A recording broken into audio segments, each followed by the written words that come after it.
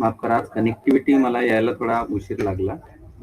माझा mobile connect होत नव्हता, म्हणून आज थोडा उशीर होतो आहे.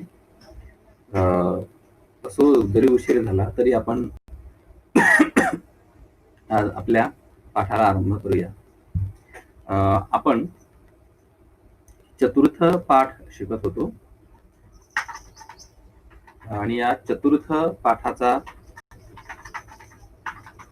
आज कदाचित आपण शेवट करू शकू, कारण की फार थोडासा भाग उरलेला आहे.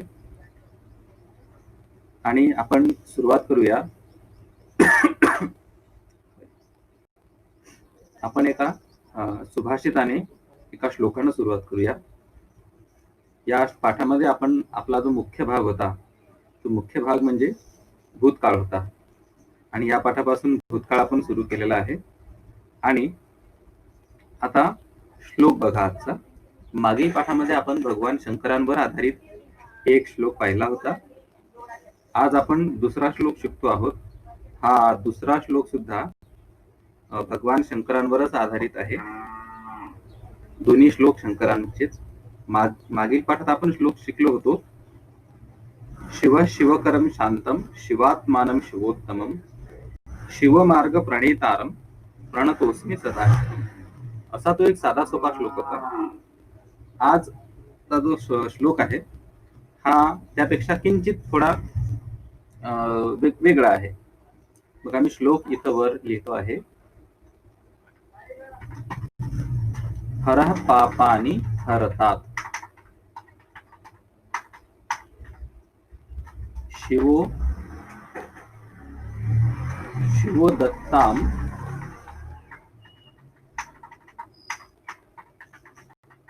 सदा शिवम.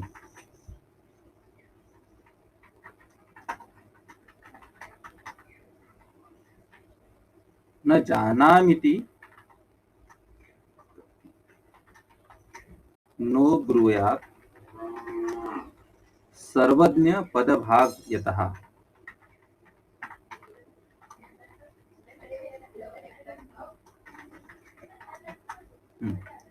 तर हा आपला आजचा श्लोक आहे. सर्वात आधी मी या श्लोकाचं पठण करतो आहे, म्हणजे कोणत्या शब्दाचा कसं वाचन करायचं हे आपल्या लक्षात येईल. सगळ्यात आधी हा श्लोक म्हणजे अनुष्टुप छंदातील श्लोक आहे आणि 8व्या अक्षरावर आपल्याला नेहमीप्रमाणे थांबायचं आहे. श्लोक असा आहे. हरः पापानि हरतात शिवा दत्ता, शिवो पाहिजे, शिवो दत्तां सदा शिवम न जानामिति नो ब्रूयात सर्वज्ञ पदभाग यतः. आता बघा, हा श्लोक जेव्हा आपण पुस्तकामध्ये पाहतो तर आपल्या पुस्तकामध्ये हा श्लोक असा लिहिलेला आहे, परंतु यामध्ये एक छोटासा मुद्रण दोष झालेला आहे. मुद्रण दोष म्हणजे टायपिंग मिस्टेक. टाईप करताना, टंकन करत असताना थोडीशी चूक झालेली आहे आणि ती चूक आहे या इथे, या ठिकाणी.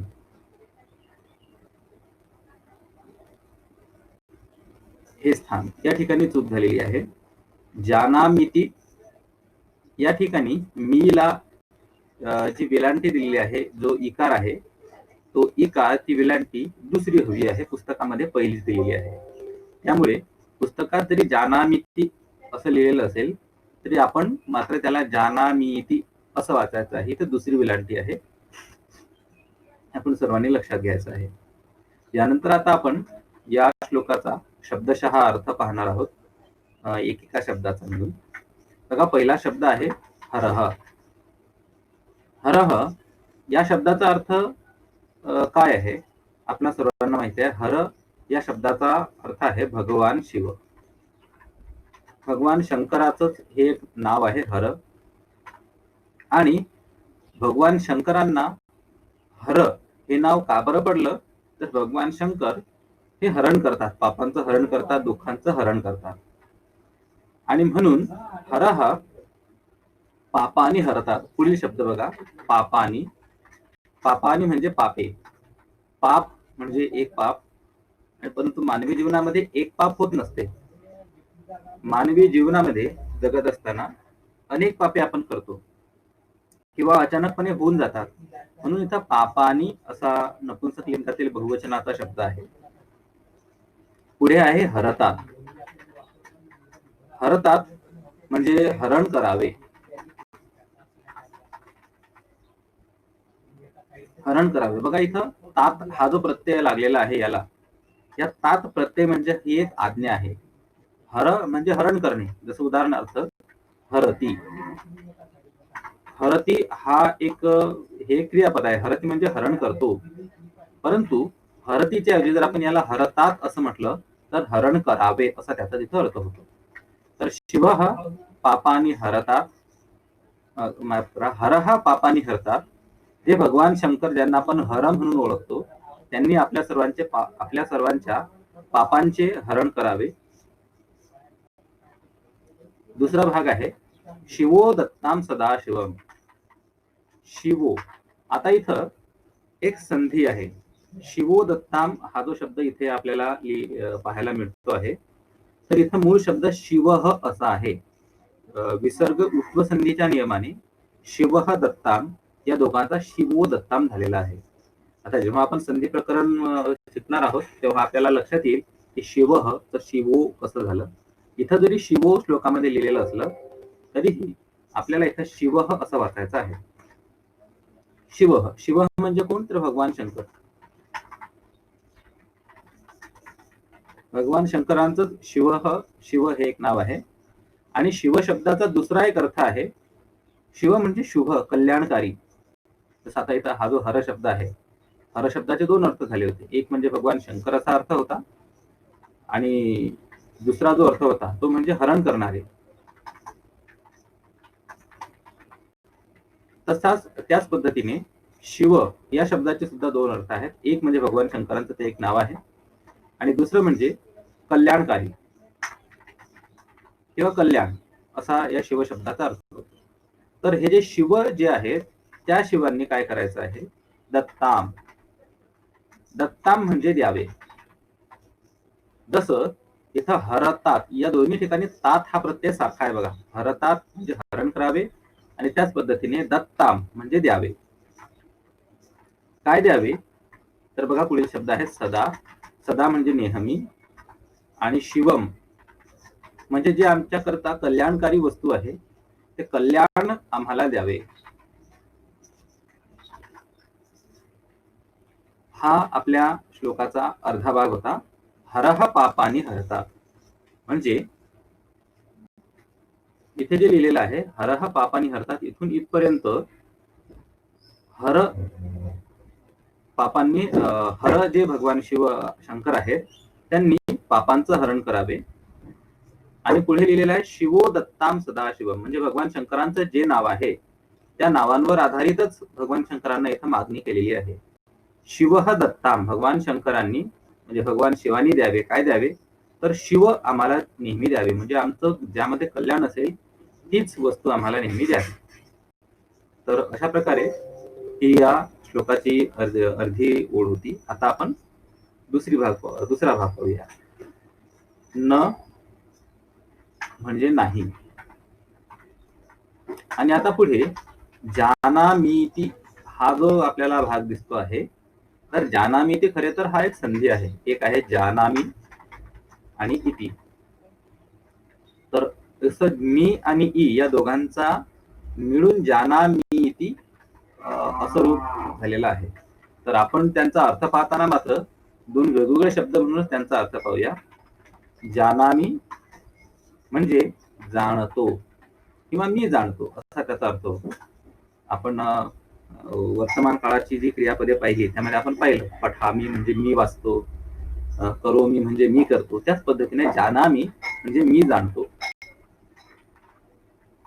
आणि इति पुढे जो शब्द आहे त्यामध्ये लपलेला इति म्हणजे असे. आणि पुढे आहे नो. नो म्हणजे नाही. आणि ब्रूयात. ब्रूयात म्हणजे बोलेल किंवा बोलणार. आणि पुढे आहे सर्वज्ञ पदभाग यतः. सर्वज्ञ पदभाग म्हणजे सगळे काही माहित असलेला, चितालज्ञ, सगळे म्हणजे मागे घडून गेलेल्या गोष्टी, सध्या घडत असलेल्या गोष्टी आणि पुढे भविष्यात घडत असलेल्या गोष्टी, या सगळ्या गोष्टींचं ज्ञान ज्याला आहे तो, त्याला सर्वज्ञ पदभाग म्हणतात.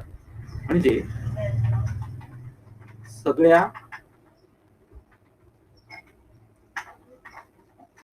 सगळ्या गोष्टी माहीत असणारे असा सर्वज्ञ पदभाग या शब्दाचा अर्थ होतो. आणि शेवटी शब्द आहे यतः. यतः म्हणजे कारण की. आता बघा, असं आपण एक एक करून एकेका शब्दाचा अर्थ पाहिलेला आहे. पहिली जी ओळ आहे ती पहिली ओळ फार सोपी होती. या पहिल्या ओळीमध्ये आपल्याला अजिबात कष्ट होत नाही की कोणत्या शब्दाचा अर्थ कसा होतो आणि काय अर्थ असेल पहिल्या ओळीचा. यामध्ये आपल्याला अजिबात कष्ट होत नाही, कारण की हर हा पापानी हरतात. जे हर म्हणजे भगवान शिव आहेत, त्यांनी आमच्या पापांचे हरण करावे. पहिल्या ओळीच्या दुसऱ्या भागामध्ये शिवोदत्ताम सदाशिवम, जे भगवान शिव आहेत त्यांनी नेहमी आमच्याकरता शिव आम्हाला द्यावं, म्हणजे आमचं कल्याणच आम्हाला द्यावं. परंतु आता दुसऱ्या ओळीचा जो भाग आहे त्यामध्ये थोड्या समस्या याचा समजून घेताना, न जानामी इति नो ब्रूयात सर्वज्ञ पदभाग यतः. आता याचा अर्थ काय असावा बघा. सगळ्यात आधी आपल्याला याचा अन्वय करावा लागेल. आता हेच शब्द, पण जेव्हा आपण याचा अन्वय करू आणि काही शब्द यामध्ये टाकणे अपेक्षित आहे ते टाकल्यानंतर आपल्याला या ओळीचा अर्थ लक्षात येईल. आता बघा, न जानामी इति, मी याचा आधी अन्वयच करून घेतो. बघा, आता या ओळीचा अन्वय असा होणार,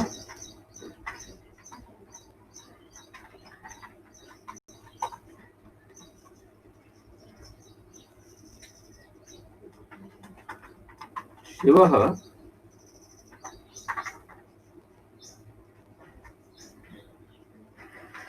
माम न जानामि इति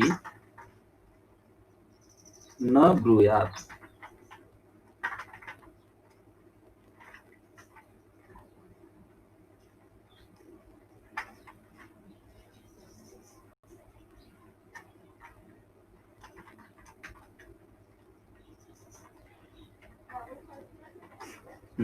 माम न जानामि इति शिवः न ब्रूयात.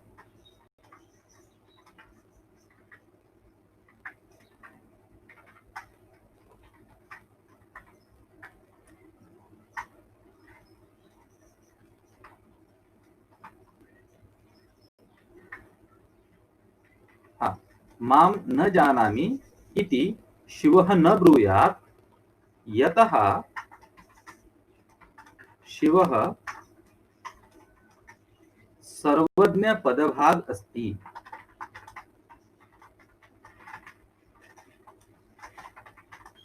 आता बघा, इथे आपल्याला श्लोकातलेच काही शब्द आहेत आणि कंसामध्ये जे शब्द आहेत ज्यांना मी लाल शाईने लिहितो. आता इथे शाही म्हणणं योग्य नाही, पण तरी आपली एक प्रकार आहे बोलण्याचा, आणखी संगणकामध्ये शाई नसते. असतो. आता इथे लाल शाईने लिहिलेले जे शब्द आहेत, माम, शिवः, पुन्हा शिवः आणि अस्ति, हे शब्द श्लोकामध्ये नाहीत, किंवा श्लोकाचा हा जो दुसरा भाग आहे या दुसऱ्या भागामध्ये हे शब्द नाहीत, तथापि इथे ते शब्द असणे आवश्यक आहे म्हणून इथं घेतले. माम, शिवः, पुन्हा शिवः आणि अस्ति. आणि उरलेले जे काळ्या शाईने लिहिलेले शब्द आहेत ते आपल्या या दुसऱ्या ओळीतील म्हणजे श्लोकातील शब्द आहेत. आता त्यांचीच फक्त आपण योग्य रचना केली अर्थाच्या दृष्टीने. बघा, माम न जानामी इति शिवः न ब्रूयात. आता बघा इथे काय झालेलं आहे, पहिली जी ओळ आहे या पहिल्या ओळीमध्ये भगवान शिवांना मागणी घातलेली आहे, त्यांना एक प्रार्थना केलेली आहे. आणि जेव्हा आपण कोण्याही मनुष्याला व्यवहारामध्ये एखाद्या मनुष्याला प्रार्थना करतो की कृपया माझं असं काम करा, माझ्याकरता हे द्या, मला ते द्या, तेव्हा ज्या व्यक्तीला आपण मागणी केलेली आहे ती व्यक्ती जर आपल्या ओळखीची असेल, आपल्या परिचयाची असेल, तर आपल्याला लगेच ती व्यक्ती मदत करेल, आपली मागणी पूर्ण करेल. परंतु सर्वस्वी अनोळखी व्यक्तीकडे जर आपण मागणी केली तर ती व्यक्ती काय म्हणणार की मी तुला ओळखत नाही असं. मग आता बघा, भगवान शंकरांशी आपली कधीही बोलणी झालेली नाही, कधीही भगवान शंकर साक्षात आपल्या समोर आलेले नाहीत, तरीही आपण या अशा प्रकारची जीवर मागणी केलेली आहे. ही मागणी केल्यानंतर माम न जानामि इति शिवः न ब्रूयात असे भगवान शंकर बोलणार नाही, असे भगवान शिवशंकर म्हणू शकणार नाही. कारण काय, तर यतः, यतः या शब्दाचा अर्थ आहे कारण की. आपण इथं पाहिलं यतः,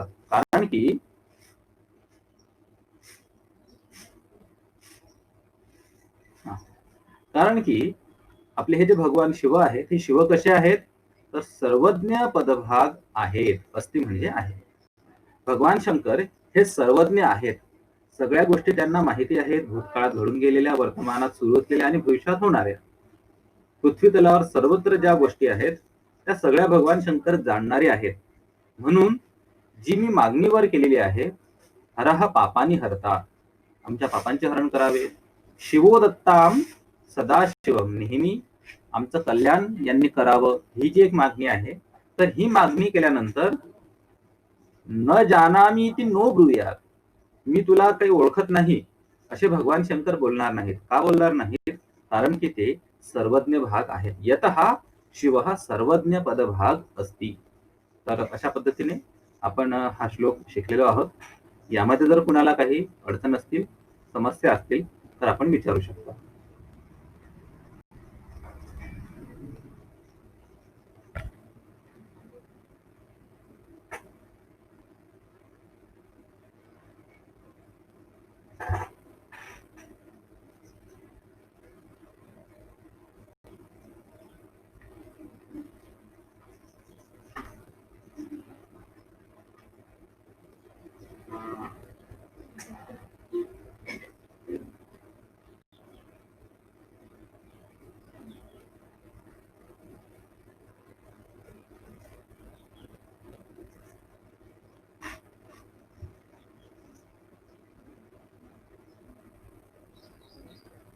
सर, एक प्रश्न होता. बोला. ब्रूयात हा जो शब्द आहे तो आपण सामान्य संभाषणात वापरू शकतो का? हो, वापरू शकतो. वापरू शकतो म्हणजे आता हा जो ब्रूयात हा शब्द आहे ना, बघा, ब्रवीती हे क्रियापद आहे. ब्रवीती म्हणजे बोलतो, हे क्रियापदच आहे. आणि याचा समानार्थी शब्द आहे वदती. वदती हे क्रियापद आपण पाहिलेलं आहे आणि ब्रवीती हे त्याचाच एक समानार्थी शब्द आहे. आणि या ब्रवीतीपासूनच मराठीमध्ये बोलतो हा शब्द आलेला आहे. आणि ब्रवीतीचं ब्रूयात, ब्रूयात म्हणजे बोलणार आहे किंवा बोलावे असा त्याचा अर्थ होतो. आणि याच प्रकारचा एक कुर्यात हा शब्द आपल्या सर्वांचा परिचित आहे. जसं करोती, करोती म्हणजे करतो, आणि कुर्यात म्हणजे करावे. कुर्यात सदा मंगलम हे वाक्य आपण बरेचदा ऐकतो. तर हे त्याच प्रकारचा शब्द आहे. जसं ब्रवीती बोलतो, ब्रूयात बोलावे किंवा बोलणार.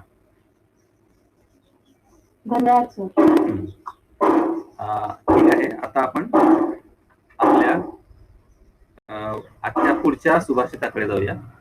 पुढचं सुभाषित अतिशय सोपं सुभाषित आहे बघा. हृदयम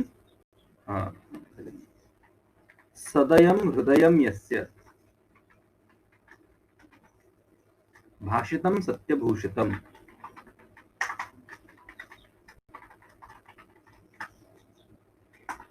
कायः परहिते यस्य कलिस्तस्य करोति किम.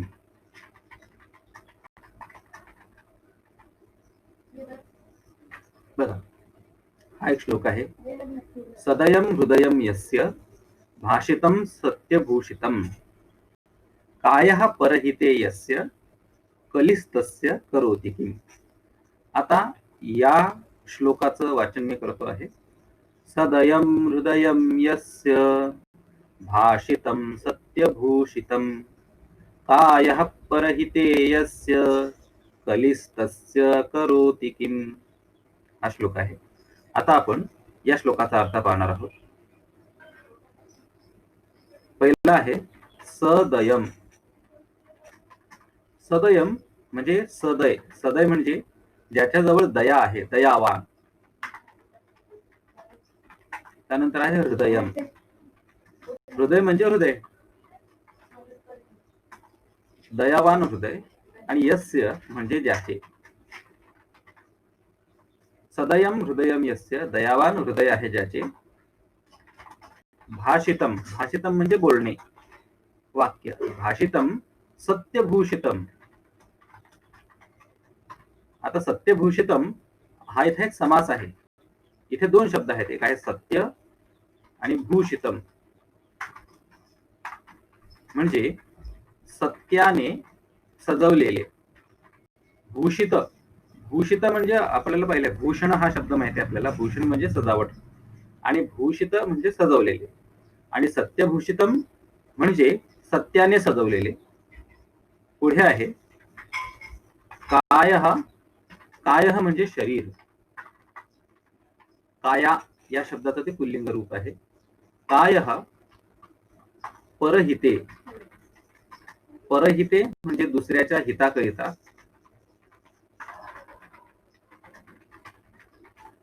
म्हणजे जो शरीराने नेहमी दुसऱ्यांचं हित करतो, दुसऱ्यांची मदत करतो. हा यस्य म्हणजे ज्याची. आणि त्यानंतर कलिस्तस्य. इथे संधी आहे. संधी कसा, तर कलिही आणि तस्य असा या दोन शब्दांचा मिळून संधी झालेला आहे. कलिही तस्य, कलिस्तस्य. आता यामध्ये कलिही हा शब्द आपला सर्वांचा परिचित आहे. कलिही म्हणजे कलियुग. आणि तस्य, तस्य म्हणजे त्याचे. आणि पुढील शब्द आहे करोती. करोती म्हणजे करतो. आणि किम. किम म्हणजे काय. आता बघा, अतिशय साधा, सरळ आणि सोपा श्लोक आहे. सदयम हृदयम यस्य म्हणजे ज्याचे हृदय सदय आहे, दयावान आहे. म्हणजे ज्या व्यक्तीचे हृदय दयावान आहे, त्यासोबत भाषितम सत्यभूषितम, ज्या व्यक्तीचं बोलणं ते सत्यानं सजवलेलं आहे. म्हणजे याचा अर्थ असा की अलंकारिक भाषा आहे की त्या व्यक्तीचं जे बोलणं आहे ते नेहमी सत्य असतं. तो व्यक्ती कधीच खोटा बोलत नाही. तिसरा भाग आहे कायः परहिते यस्य.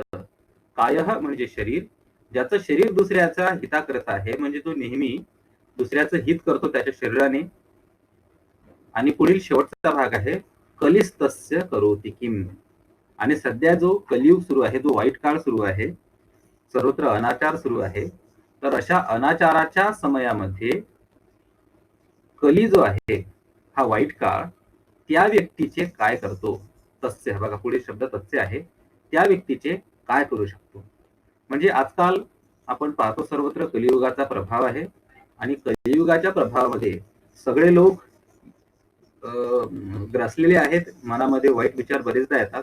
परंतु आपलं हृदय जर दयावान असेल, आपलं बोलणं हे जर सत्याने सजवलेलं असेल, म्हणजे नेहमी सत्य असेल, आणि शरीराने जर आपण दुसऱ्याची नेहमी मदत करणार असू, तर अशा परिस्थितीमध्ये कली म्हणजे हा जो वाईट काळ आहे, हा वाईट काळ त्या व्यक्तीचं काहीही करू शकत नाही. असा या श्लोकाचा भाव आहे. हा श्लोक अतिशय सोपा होता. तरीही आपल्याला जर काही प्रश्न असतील या श्लोकाशी संबंधित तर आपण विचारू शकता, अन्यथा आपण पुढे जाऊ.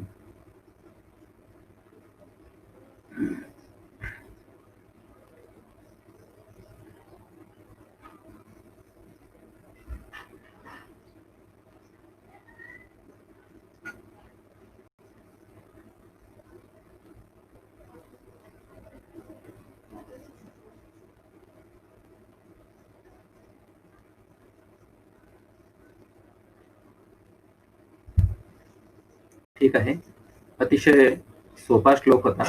तरीही एकदा आपण याचा अन्वय करूया. एक मिनिट.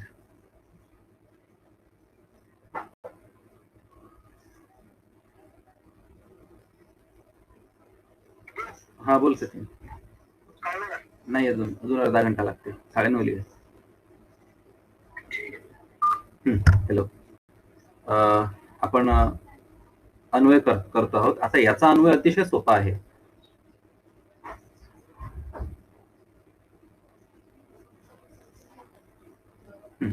बघा, पहिली जी ओळ आहे, सदयम हृदयम यस्य, हे 3 शब्द आहेत.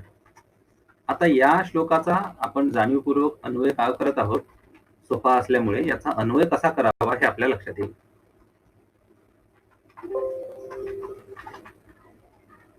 बघा, सदयम हृदयम यस्य.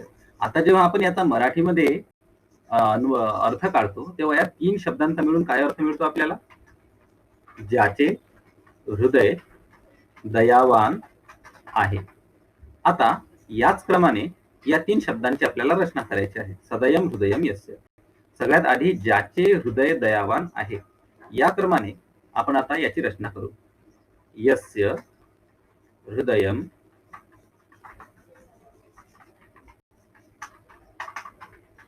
आणि पुढे आहे सदयम. आता शेवटी हा जो आहे, हा जो शब्द मराठीमध्ये आपण वापरतो तो शब्द संस्कृत श्लोकामध्ये वापरलेला नाही, परंतु आपण इथं कंसामध्ये वापरू शकतो.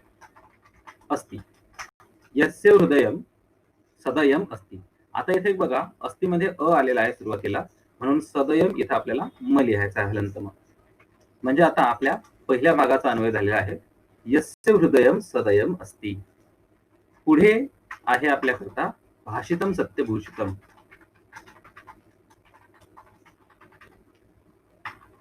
आता या 2 शब्दांचा मिळून मराठीमध्ये आपल्याला काय अर्थ मिळतो?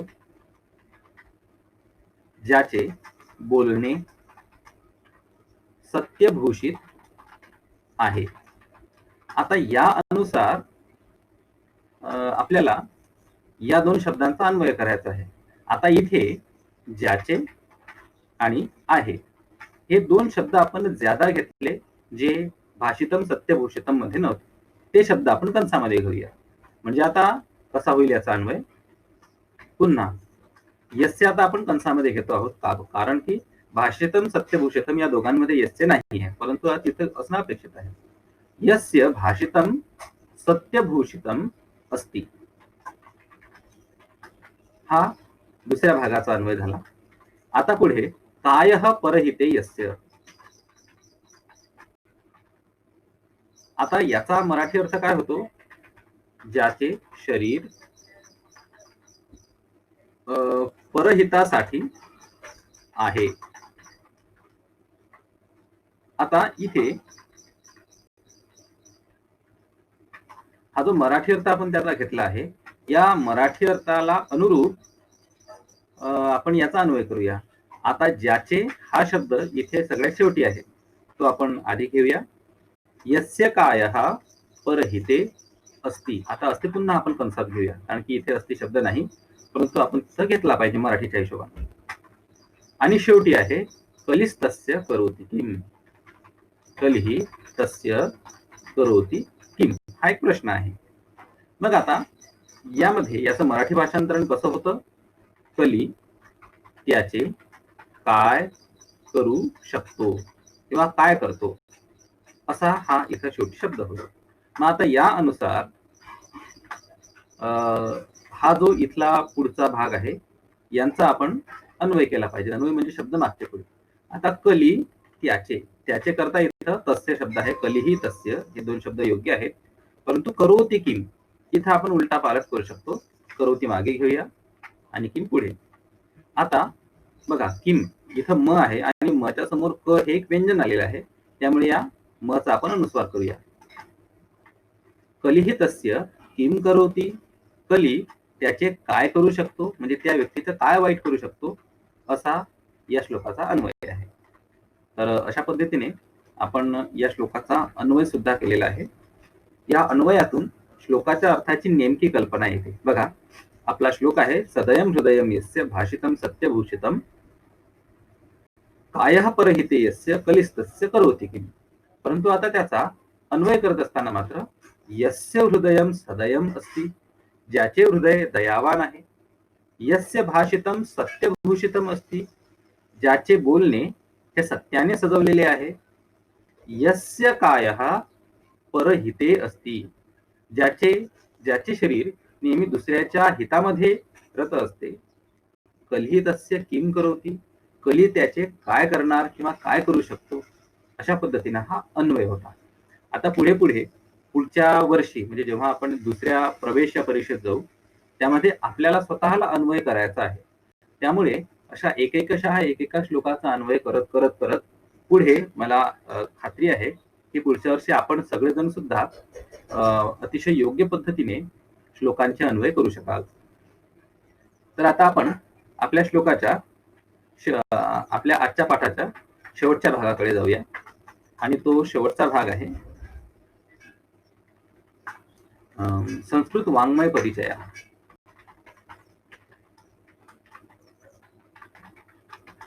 बघा, संस्कृत वाङ्मय परिचय या आपल्या आजच्या भागामध्ये आजचा विषय आहे रामायण.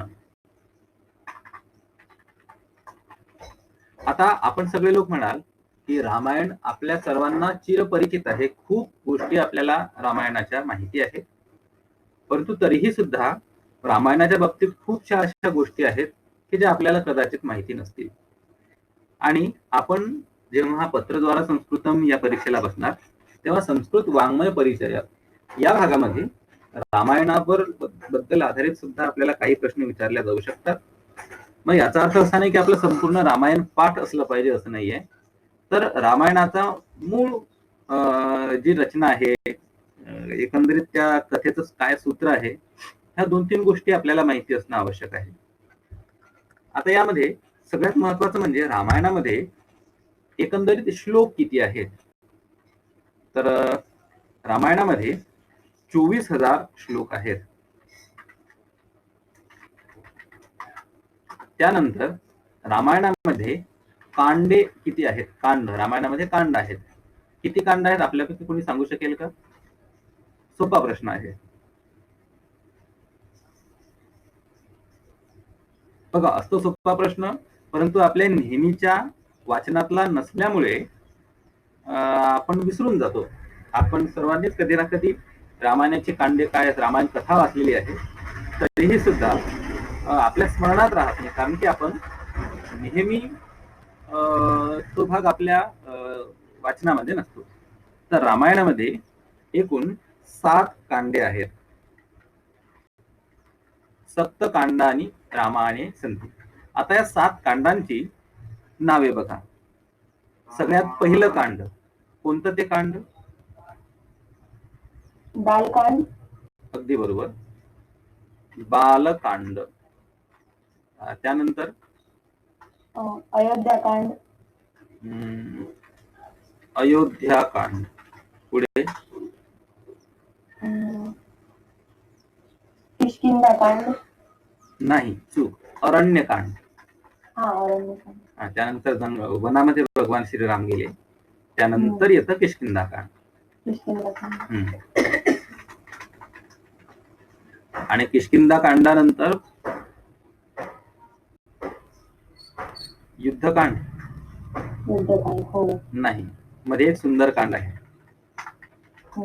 यामध्ये हनुमानजी लंकेला गेले होते आणि लंकेला जाऊन त्यांनी पराक्रम केला होता. आणि त्यानंतर येतं युद्धकांड.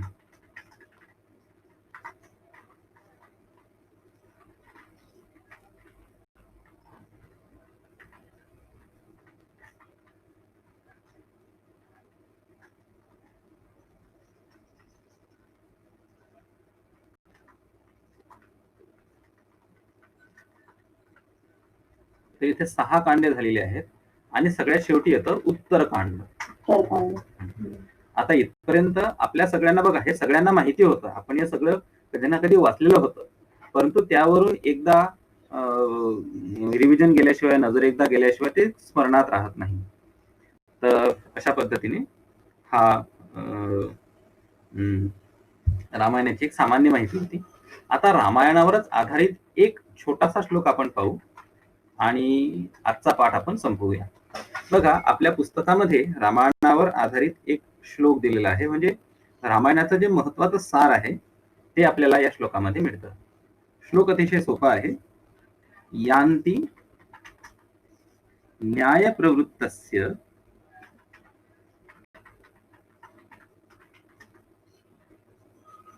तिर्यंचोपि सहायताम.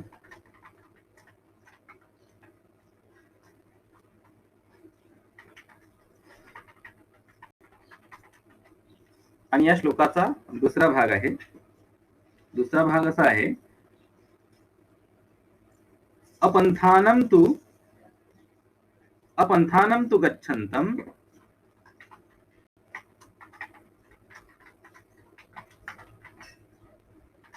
सोदरूपी विमुंचती.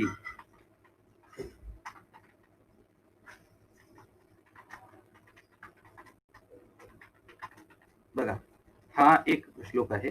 मी याचा आकार थोडा वाढवतो.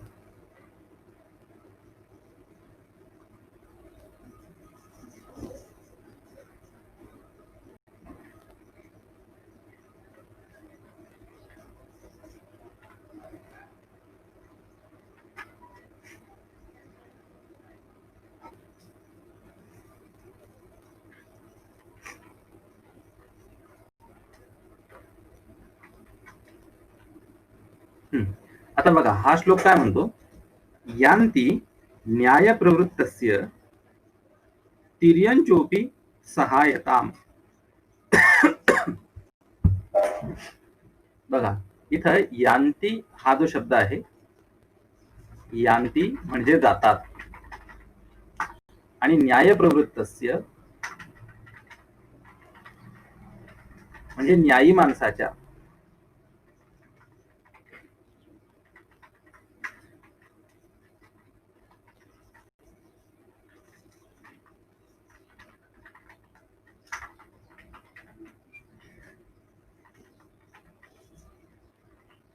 म्हणजे न्यायी व्यक्तीकरिता तिर्यंचोपि सहायताम. आता बघा, तिर्यंचोपि हा एक शब्द आहे. यामध्ये तिर्यक असा शब्द आहे. तिर्यक या शब्दाचा अर्थ आहे प्राणी किंवा पशु, जनावरे. आणि सहायताम म्हणजे मदतीसाठी. तर यांती न्याय प्रवृत्तस्य तिर्यंचोपि सहायताम म्हणजे जर एखादी व्यक्ती न्यायप्रवृत्त असेल, न्यायी असेल, धर्माने वागणारी असेल, तर अशा व्यक्ती करता पशु, प्राणी सुद्धा, पक्षी सुद्धा, जटायू एक पक्षी होता, तर हे पक्षी सुद्धा, प्राणी सुद्धा त्याची मदत करतात. हा एक रामायणातून मिळणारा फार मोठा संदेश आहे. बघा, भगवान राम न्यायप्रवृत्त होते आणि त्यांच्या मदतीकरता पशु पक्षी सुद्धा जातात. म्हणजे आपण जटायू पाहिलं, हा एक पक्षी होता, आणि बाकी जामवंत हे एक वृक्ष होते, म्हणजे अस्वल होते, त्यानंतर वानरे होती. परंतु श्लोकाचा दुसरा भाग बघा, आपल्याला काय सांगतो. दुसरा भाग आहे अपंथानम तु. अपंथानम, पंथ म्हणजे मार्ग, आणि अपंथ म्हणजे चुकीचा मार्ग. आणि चुकीच्या मार्गाने जाणारा जो असेल,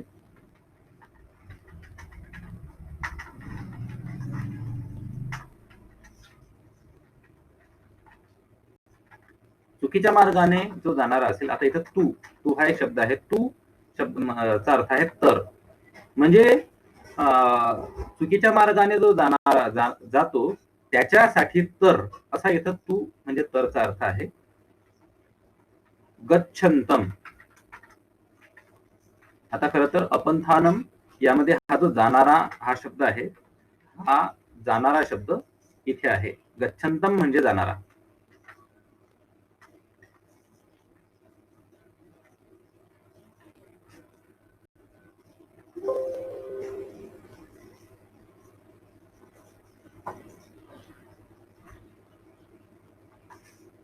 अपंथानम म्हणजे चुकीच्या मार्गाने, आणि गच्छन्तम हा जो शब्द आहे याचा अर्थ आहे जाणारा.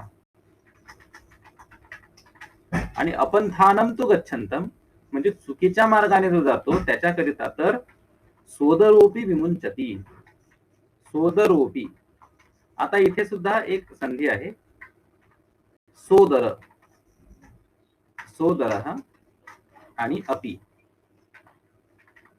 यामध्ये सोदर हा जो शब्द आहे, सोदर, सोदर शब्दाचा अर्थ आहे भाऊ, आणि अपी हा जो दुसरा शब्द आहे, अपी म्हणजे सुद्धा, आणि सगळ्यात शेवटचा शब्द आहे विमुंचती. विमुंचती म्हणजे सोडून जातो. आता या श्लोकाचा अर्थ अगदी स्पष्टपणे आपल्या लक्षात आलेला असेल. म्हणजे जो चुकीच्या मार्गाने जातो, आता आपल्याला माहिती आहे की रावण हा चुकीच्या मार्गाने जाणारा होता, आणि म्हणून अशा चुकीच्या मार्गाने जो जातो त्याचा तर भाऊ सुद्धा त्याला सोडून जातो. परंतु जो न्यायी असतो, न्याय प्रवृत्त असतो, त्याच्याकरता केवळ मनुष्यच नव्हे तर पशु, पक्षी आणि प्राणी हे लोक सुद्धा त्याच्या मदतीला येतात. तर अशा पद्धतीने हा श्लोक आपण शिकलो आहोत. काही जर शंका समस्या असतील तर आपण विचारू शकता, अन्यथा आपला आजचा पाठ हा संपलेला आहे.